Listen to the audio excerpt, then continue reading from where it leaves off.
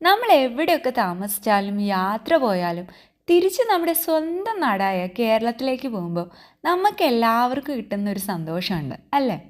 നമ്മുടെ പ്രിയപ്പെട്ടവരെ കാണാം, നമുക്ക് ഇഷ്ടമുള്ള ഒരുപാട് കാര്യങ്ങൾ ചെയ്യാം. അങ്ങനെ ഇത്തവണത്തെ വളരെ കുറച്ച് ദിവസത്തെ വെക്കേഷൻ ഞങ്ങൾ നാട്ടിലേക്ക് പോയി. ഈ ഒരു പോക്കിൽ ഉണ്ണിക്കുട്ടൻ ആഗ്രഹിച്ച ഒരു കാര്യമുണ്ട്. അവൻ എന്നോട് പറഞ്ഞത്, അമ്മേ എനിക്ക് ആനേനെ കാണും, അതും കൊമ്പനാനേനെ. നമ്മുടെ മക്കളുടെ സന്തോഷമല്ലേ നമ്മുടെ സന്തോഷം. ഇത്രയും ഒരു കുഞ്ഞൊരാഗ്രഹം അവന് സാധിച്ചു കൊടുക്കാൻ പറ്റിയില്ലെങ്കിൽ നമ്മളൊക്കെ എന്തിനാ? നമ്മുടെ തൊട്ടടുത്ത് ഗുരുവായൂർ ഒരുപാട് ആനകളെ പരിപാലിക്കുന്ന ഒരിടം, ആനക്കോട്ട, പുന്നത്തൂർ കോട്ട.